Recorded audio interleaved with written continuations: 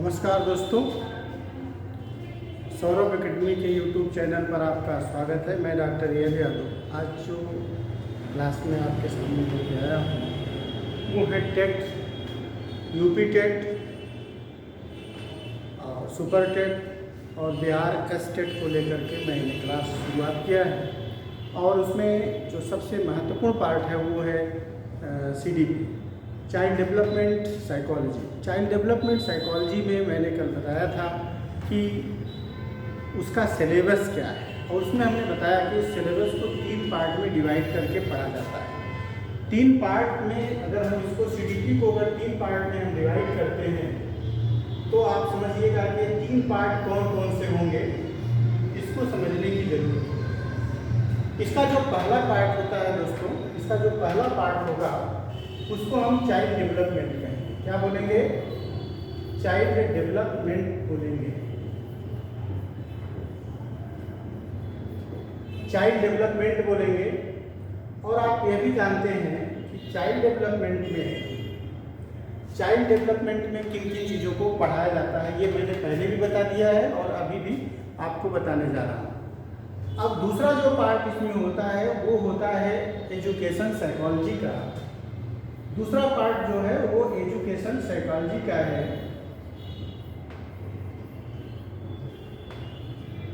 Education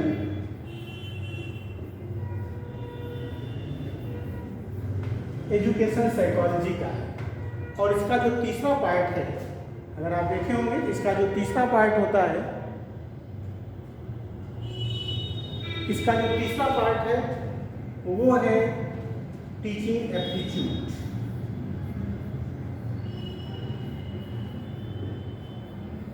तो दोस्तों teaching aptitude क्या है?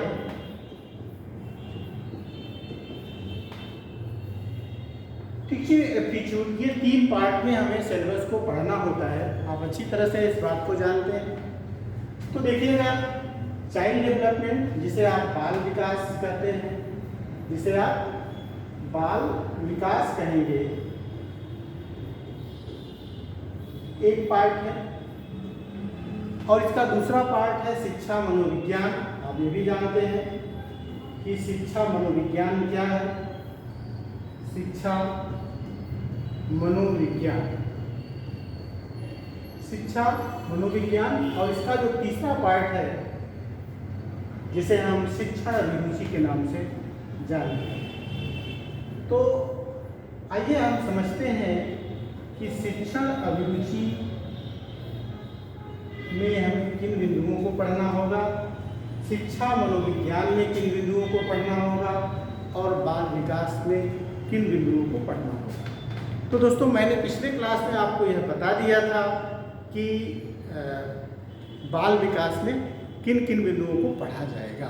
अभी इस क्लास में हम आपको बताएंगे कि शिक्षा मनोविज्ञान के अंतर्गत किन किन टॉपिक को रखा गया है।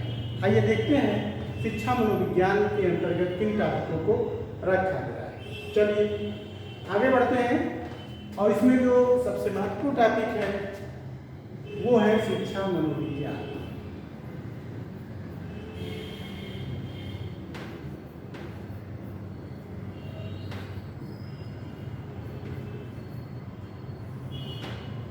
अब देखिएगा, शिक्षा मनोविज्ञान में अगर हमें इसके टॉपिक को डिस्क्राइब करना होगा तो सबसे पहले हमें यह जानना होगा कि शिक्षा क्या है। शिक्षा का स्वरूप समझना होगा। तो शिक्षा क्या है इसको समझना होगा। इसके बाद दूसरा जो टॉपिक होता है वो होता है कि मनोविज्ञान क्या है। दूसरा टॉपिक इसमें हमें पढ़ना है मनोविज्ञान क्या है। दूसरा टॉपिक है मनोविज्ञान साइकोलॉजी।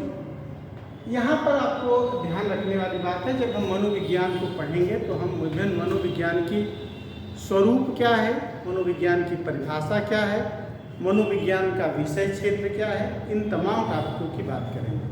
तो यहाँ पर मनोविज्ञान क्या है, मनोविज्ञान का स्वरूप क्या है, मनोविज्ञान का विषय क्षेत्र क्या है, विषय क्षेत्र क्या है और मनोविज्ञान के प्रमुख संप्रदाय कौन कौन से। तो मनोविज्ञान के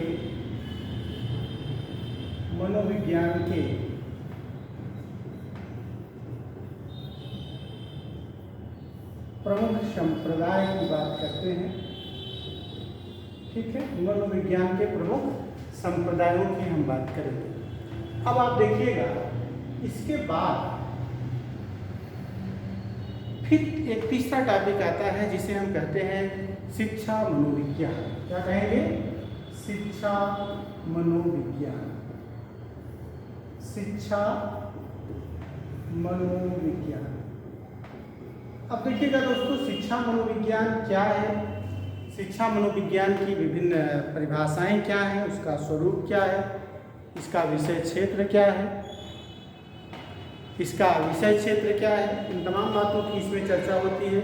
इसी तरह से आप देखेंगे तो शिक्षा मनोविज्ञान, अब यहाँ हमें यह भी जानना होगा कि शिक्षा मनोविज्ञान के संप्रदाय की भी यहाँ पर चर्चा होगी। शिक्षा मनोविज्ञान के संप्रदाय की भी हम चर्चा करेंगे। अब जो आगे टॉपिक बढ़ेगा उसमें हम जब आएंगे तो उसमें हम पढ़ेंगे बुद्धि। अगला टॉपिक होता है इसमें बुद्धि क्या है। फिर आपको पढ़ना है बुद्धि के सिद्धांत क्या हैं, इन सिद्धांतों की चर्चा होगी। इसी में आपको हम बताएंगे कि बुद्धि के सिद्धांत के साथ साथ बुद्धिमापन,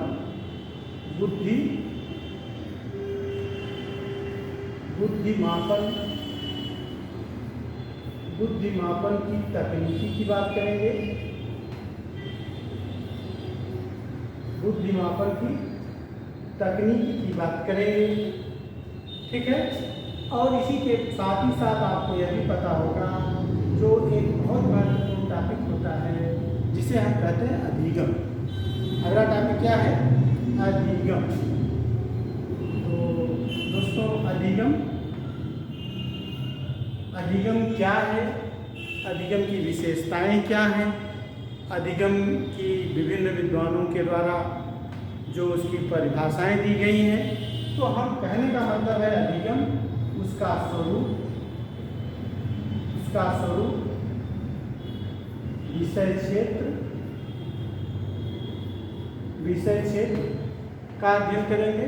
और इसी के अंतर्गत हम आपको बताएंगे कि अधिगम के चैनल क्या क्या है।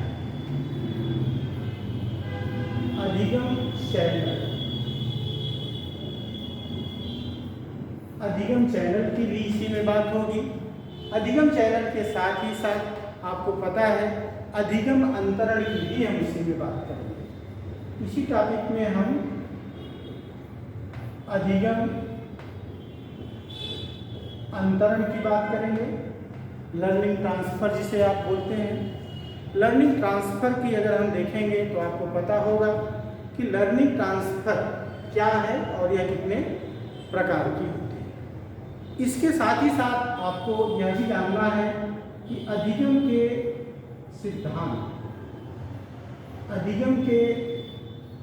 सिद्धांत की हम बात करेंगे, अधिगम के सिद्धांतों की बात करेंगे। और जब हम अधिगम के सिद्धांतों की बात कर रहे होंगे तो उसमें दो तरह के सिद्धांत आपके सामने प्रस्तुत होंगे। एक सिद्धांत का नाम है व्यवहारवादी अधिगम का सिद्धांत और दूसरा सिद्धांत है जिसे हम संज्ञानवादी अधिगम सिद्धांत की बात करेंगे। तो यहाँ पर एक व्यवहारवादी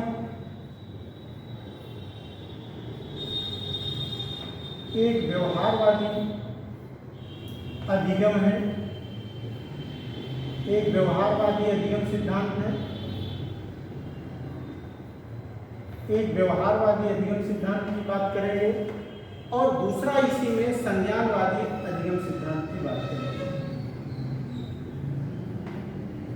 संज्ञानवादी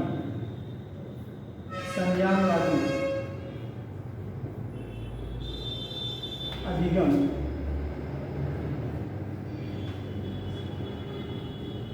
सिद्धांत की बात करें दोस्तों, अगर हम इसको थोड़ा सा ब्रीफ करें तो आपको पता होगा कि जो अधिगम के व्यवहारवादी सिद्धांत हैं उसके अंतर्गत किन किन विद्वानों को रखा गया है।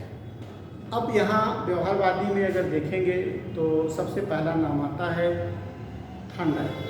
थांडाइक के जो अधिगम के सिद्धांत हैं उसके अलग अलग नामों से उसे पुकारा गया है। जैसे प्रयास एवं त्रुटि का सिद्धांत कहा जाता है, उद्दीपन अनुक्रिया का सिद्धांत कहा जाता है, इसे बंधन सिद्धांत भी कहा जाता है। ठीक है, तो चाहे वो प्रयास एवं त्रुटि का सिद्धांत कहा जाए, चाहे अधिगम का उद्दीपन अनुक्रिया सिद्धांत कहा जाए, ठीक है, उद्दीपन अनुक्रिया सिद्धांत कहा जाता है, या इसे बंधन सिद्धांत के नाम से जानेंगे। तो व्यवहारवादी अधिगम सिद्धांत के अंतर्गत किन किन लोगों को पढ़ना है इसको हम आपको थोड़ा सा डीप कर दें, फिर आगे बताते हैं। अब यहाँ देखिएगा, जब हम कहते हैं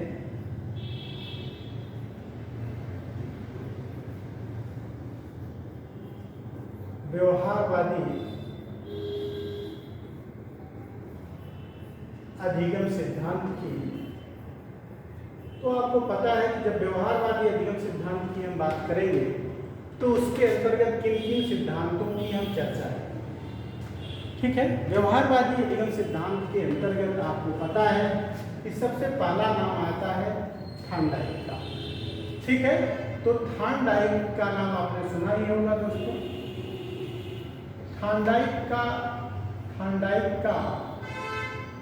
उद्दीपन अनुक्रिया सिद्धांत, उद्दीपन अनुक्रिया सिद्धांत है, जिसको आप स्टिमुलस रिस्पॉन्ड थ्योरी के नाम से जानते हैं। ठीक है, उद्दीपन अनुक्रिया सिद्धांत, स्टिमुलस रिस्पॉन्ड थ्योरी। इसी के साथ साथ एक दूसरा व्यवहारवादी सिद्धांत है जिसे आप अच्छी तरह से जानते होंगे, वो है पावलो का क्लासिकल अनुबंधन सिद्धांत। पावलो का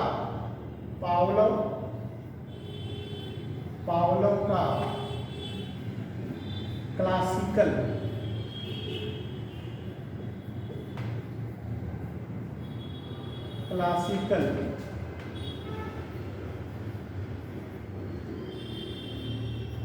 अनुबंधन सिद्धांत। पावलो का क्लासिकल अनुबंधन सिद्धांत होगा। अब इसी सिद्धांत को कई अन्य नामों से भी पुकारा जाता है। इसे अनुकूलित अनुक्रिया सिद्धांत के नाम से भी जानते हैं। ठीक है, इसे परंपरागत अनुबंधन सिद्धांत के नाम से भी जानते हैं। तो कुल मिलाकर के पावलो का क्लासिकल अनुबंधन सिद्धांत आपको पढ़ना है। पावलो के बाद जो तीसरा नाम यहाँ आपको मिलेगा वो होगा स्किनर का। तो स्किनर का जो सिद्धांत है दोस्तों, स्किनर का जो सिद्धांत है उसको कहते हैं स्कीरियन सिद्धांत के नाम से जानते हैं, लेकिन मूलतः उसका नाम कई नामों से उसे पुकारा जाता है। जैसे आपको कहते हैं कि अनुक्रिया उद्दीपन, पहले अनुक्रिया होती है फिर उद्दीपन होता है, तो इसी को दूसरे शब्द में कहेंगे क्रिया प्रसूत सिद्धांत। क्या बोलेंगे? क्रिया प्रसूत अधिगम सिद्धांत। क्रिया प्रसूत अधिगम सिद्धांत की बात करें, क्रिया प्रसूत अधिगम सिद्धांत की बात करेंगे। और जब आप आगे आएंगे इसमें एक और सिद्धांत की बात होगी जिसको कहा जाता है, जिसका नाम है क्लार्क लियोनार्ड हल। क्लार्क लियोनार्ड हल का नाम आप लोगों ने सुना होगा दोस्तों। क्लार्क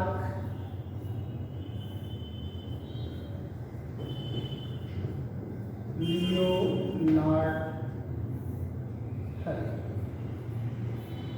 क्लार्क लियोनार्ड हल के सिद्धांत को प्रबलन सिद्धांत के नाम से जाना जाता है। यद्यपि इसके और भी बहुत नाम हैं, लेकिन जो मुख्य नाम है वो है प्रबलन सिद्धांत। तो प्रबलन सिद्धांत के रूप में इसे हम समझ सकते हैं। ठीक है, इसके बाद दो और मनोवैज्ञानिक हैं जो व्यवहारवाद में बहुत ज़्यादा प्रचलित में हैं। ठीक है, ये दो मनोवैज्ञानिक कौन हैं? ये दो मनोवैज्ञानिक हैं हार्टन एवं गुथरी। हार्टन का नाम आप लोगों ने सुना होगा, हार्टन एवं गुथरी। हार्टन एवं गुथरी, इनके सिद्धांत को सामीप्यता का सिद्धांत कहा जाता है। इनके सिद्धांत का नाम है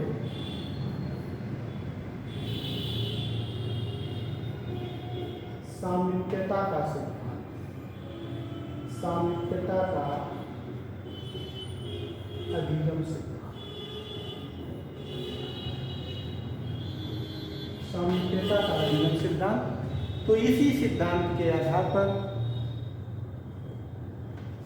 इसी सिद्धांत, ये कुछ आपके व्यवहारवादी अधिगम सिद्धांत हैं। इसके बाद हम अब संज्ञानवादी अधिगम सिद्धांतों की चर्चा करेंगे।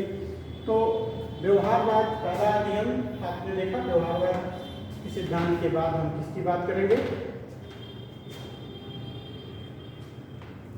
अब हम बात करने जा रहे हैं दोस्तों संज्ञानवादी अधिगम सिद्धांत। संज्ञानवादी अधिगम सिद्धांत में हम अगर आपको मौखिक रूप से बताने का प्रयास करें तो आपको पता होगा कि इसके अंतर्गत आप देखेंगे तो जितने भी गेस्टाल्टवादी अधिगम सिद्धांत हैं, गेस्टाल्टवादी अधिगम सिद्धांत को भी संज्ञानवादी अधिगम सिद्धांत कहा जाता है। तो गेस्टाल्टवाद में 4 मनोवैज्ञानिकों का नाम आता है। जर्मनी के 4 मनोवैज्ञानिक हैं, बर्थिमर, कुर्ट कोप्टा, कुर्ट लेविन और कोहलर। ये 4 गेस्टाल्टवादी मनोवैज्ञानिक हैं और इनके सिद्धांत को समग्रवाद भी कहा जाता है, सूझवाद भी कहा जाता है, इसे अंतर्दृष्टि सिद्धांत भी कहा जाता है, इसे गेस्टाल्टवाद के नाम से भी जाना जाता है। तो ये 4 सिद्धांत, ये 4 मनोवैज्ञानिकों के ये सिद्धांत हो गए, जिसे हम गेस्टाल्टवाद के रूप में जानेंगे। फिर इसके बाद एक मनोवैज्ञानिक है अमेरिका के टालमैन। तो टालमैन का जो अधिगम सिद्धांत है उसे हम चिन्ह सिद्धांत के नाम से जानते हैं। इसे समग्रवाद और व्यवहारवाद का समन्वयवादी सिद्धांत भी कहा जाता है। इसे नव गेस्टाल्टवाद के रूप में भी प्रचलन में है। इसे चिन्ह सिद्धांत भी कहा जाता है। इसी को भूल भुलैया सिद्धांत के नाम से भी जाना जाता है। तो ये आपको यहाँ पढ़ना है। तो आइए हम आज बात करते हैं कि संज्ञानवाद क्या है। संज्ञानवादी अधिगम सिद्धांत के अंतर्गत हम किसकी बात करेंगे? तो देखिएगा दोस्तों, जब हम संज्ञानवादी अधिगम की बात करेंगे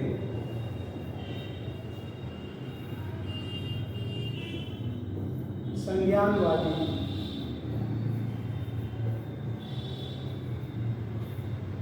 अधिगम सिद्धांत की अगर हम बात करें तो आपको दिखाई देता है कि यहाँ पर हमें किन सिद्धांतों को पढ़ना होगा।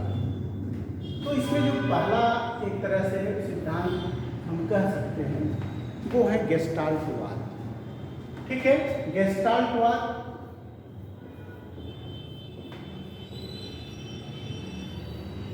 गेस्टाल्टवाद। अब गेस्टाल्टवाद को ही दूसरे शब्दों में समग्रवाद, सूझवाद, इसे ही समग्रवाद के नाम से जाना जाता है। इसे ही सूझवाद के नाम से जाना है, सूझवाद के नाम से जाना जाता है। इसे ही अंतर दृष्टि सिद्धांत के नाम से जाना जाता है। और इस सिद्धांत के 4 प्रमुख मनोवैज्ञानिक हैं। इस सिद्धांत के 4 जर्मनी के 4 मनोवैज्ञानिक हैं। एक का नाम है बर्थिमर, दूसरे का नाम है कुर्ट कोप्टा, तीसरे का नाम है कुर्ट लेविन और तीसरा है जिसे हम कोहलर के नाम से जानते हैं। ठीक है, तो बर्थिमर, कुर्ट कोप्टा, कुर्ट लेविन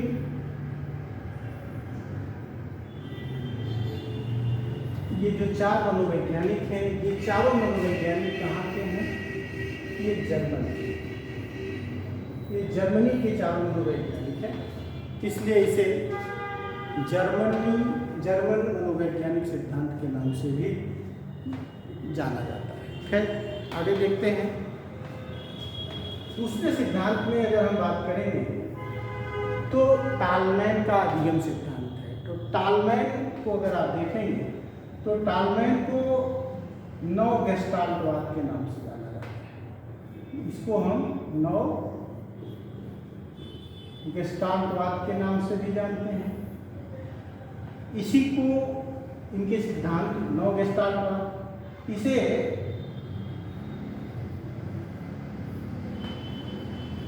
व्यवहारवाद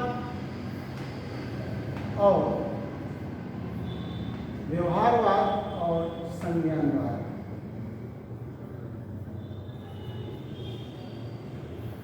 का समन्वय सिद्धांत भी कहा जाता है। समन्वय सिद्धांत के रूप में भी लोग इसे जानते हैं। समन्वय सिद्धांत के रूप में भी इसे जानते हैं और इसे ही चिन्ह सिद्धांत भी कहा जाता है। इसे ही चिन्ह अधिगम सिद्धांत के नाम से भी जाना जाता है। चिन्ह अधिगम सिद्धांत के नाम से जाना जाएगा और इसी को भूल भुलैया भी कहा जाता है। भूल भुलैया अधिगम सिद्धांत के नाम से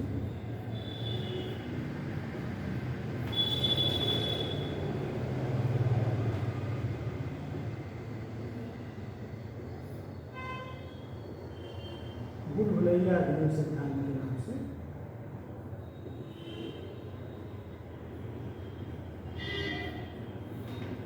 तो आप देख रहे हैं, चाहे नौ गेस्टाल्टवाद के नाम से इसे पुकारिए, चाहे व्यवहारवाद और संज्ञानवाद के नाम से, ठीक है जी, चाहे नौ गेस्टाल्टवाद कहिए, चाहे इसे ही व्यवहारवाद और संज्ञानवाद का समन्वय सिद्धांत कहिए, और चाहे इसे ही चिन्ह सिद्धांत के रूप में आप प्रस्तुत करिए, और चाहे इसे ही उनके सिद्धांत के, और इस सभी सिद्धांत के प्रणेता का नाम है, ठीक है, टालमैन, एडवर्ड चेस टालमैन, ठीक है, इनका पूरा नाम है एडवर्ड चेस टालमैन। तो एडवर्ड चेस टालमैन ने इस सिद्धांत को दिया था, इसीलिए इसको टालमैन सिद्धांत के नाम से जाना जाता है। ये अमेरिका के प्रसिद्ध मनोवैज्ञानिक के रूप में जाने जाते हैं। तो आगे देखते हैं, इसी क्रम में हम अगला जो सिद्धांत है, अगर हम उसकी बात करेंगे तो आपको पता होगा, इसमें एक नाम आता है बंडूरा का सामाजिक अधिगम का सिद्धांत, बहुत प्रसिद्ध है। अल्बर्ट बंडूरा इनका पूरा नाम है।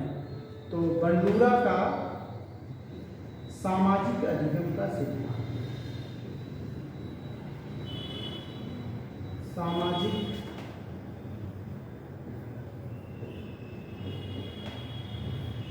अधिगम सिद्धांत की हम बात करेंगे तो अल्बर्ट बंडूरा के सामाजिक अधिगम सिद्धांत को आपको पढ़ना होगा। इसी क्रम में हम आगे जब बात करेंगे तो एक और सिद्धांत की हम चर्चा अगर कर लें तो वो होगा आशुबेल का संज्ञानात्मक विकास का सिद्धांत। आशुबेल का नाम आपको सुना ही होगा।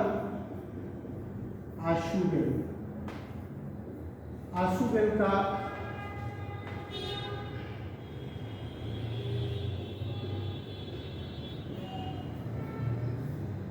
संज्ञानात्मक अधिगम सिद्धांत,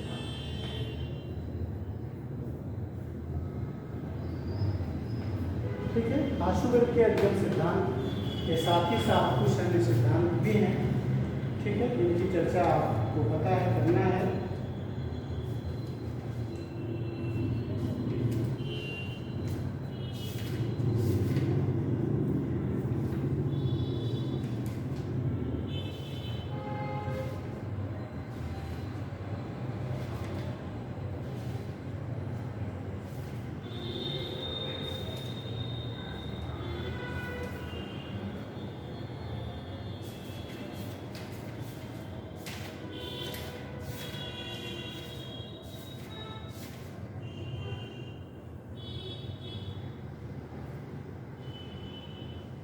ठीक है, आगे देखते हैं दोस्तों।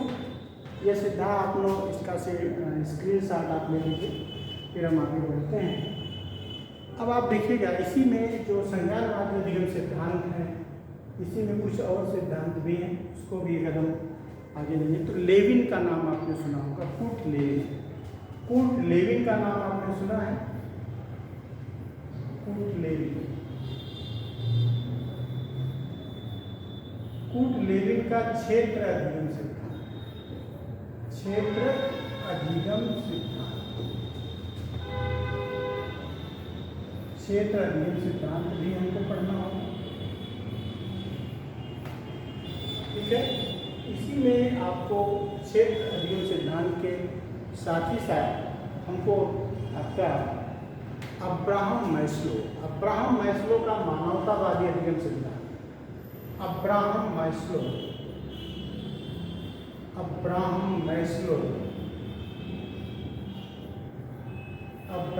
मैस्लो का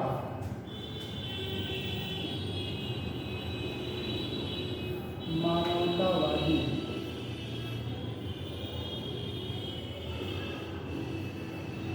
अधिगम सिद्धांत।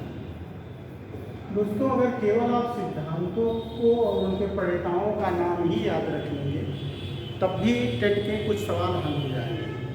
कुछ प्रश्न ऐसे होते हैं जो बिल्कुल सीधे सीधे पूछे जाते हैं। जब बिल्कुल सीधे प्रश्न पूछे जाएंगे तब आप उनके केवल सिद्धांतों को याद कर लीजिए, उसके प्रणेताओं के नाम को याद कर लीजिए, उससे भी प्रश्न साफ हो जाता है। लेकिन कई बार ऐसा भी होता है जब सिद्धांत के मूल थ्योरी पर जब सवाल पूछ लिया जाता है, उसके अंदर जा कर के जब सवाल आपसे पूछा जाता है तब वहाँ पर आपको समस्या होती है। उसके लिए सिद्धांतों को पढ़ना आवश्यक हो जाता है। तो अब्राहम मैस्लो का जो मानवतावादी अधिगम सिद्धांत है, ये अमेरिका के मनोवैज्ञानिक हैं, मानवतावादी अधिगम सिद्धांत है। इसी में आप एक और सिद्धांतों को ऐड कर लीजिए, जीन पियाजे।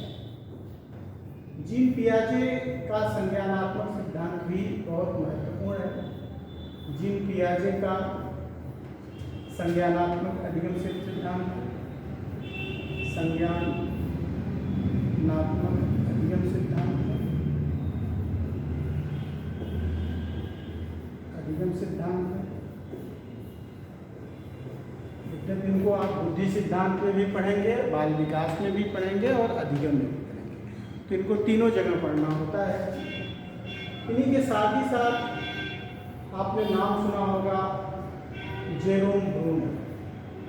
ब्रूनर का संज्ञानात्मक विकास का सिद्धांत, ब्रूनर का जो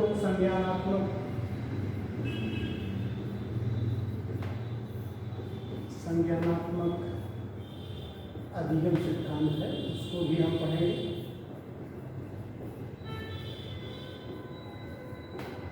इसके साथ ही साथ दोस्तों, अगर आप ध्यान देंगे तो इसी में आपको क्षेत्र सिद्धांत, बंडूरा का क्षेत्र सिद्धांत भी आपको,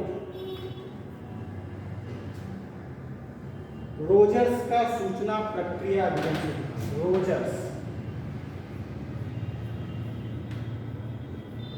रोजर्स का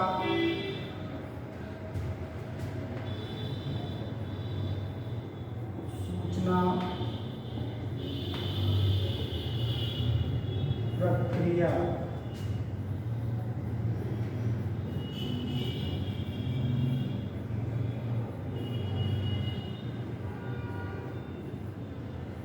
अधिगम सिद्धांत आप पढ़ेंगे। रोजर्स का सूचना अधिगम सिद्धांत आप पढ़ेंगे, ठीक है। और मिलर और गोलार्ड का अनुकरण अधिगम सिद्धांत भी आप इसी में पढ़ेंगे। तो ध्यान दीजिएगा, मिलर और गोलार्ड, मिलर और गोलार्ड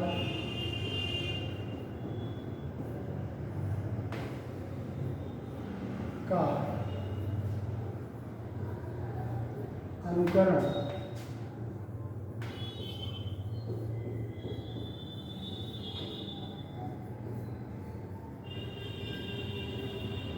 अधिगम सिद्धांत आप पढ़ेंगे। और सिसोर और पेपर्ट को भी आपको पढ़ना होगा। तो ध्यान दीजिएगा, सिसोर को भी पढ़ना है और पेपर्ट को भी पढ़ना है, ठीक है। सिसोर और पेपर्ट का, सिसोर और पेपर्ट का जो अधिगम सिद्धांत है, इसे भी अगर आप पढ़ेंगे तो इसको निर्माणक कंस्ट्रक्शन, सिसोर और पेपर्ट का निर्माणक अधिगम सिद्धांत के नाम से जाना जाता है।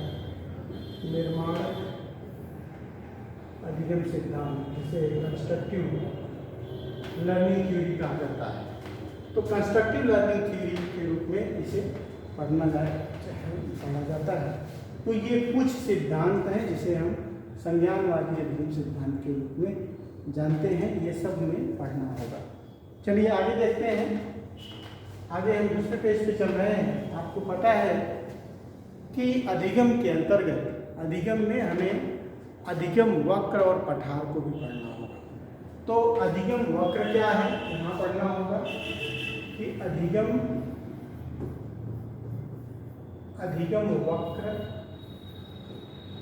ठीक है, वक्र, अधिगम वक्र पढ़ना होगा और पठार पढ़ना होगा। तो अधिगम वक्र तथा पठार, अधिगम वक्र तथा पठार को भी हमें पढ़ना होगा। इसको, ये चीज़ें हैं जो आप अधिगम के अंतर्गत पढ़ेंगे। इसके अधिगम के बाद एक महत्वपूर्ण चैप्टर है जिसे हम व्यक्तित्व कहते हैं। तो व्यक्तित्व क्या है? व्यक्तित्व, पर्सनालिटी।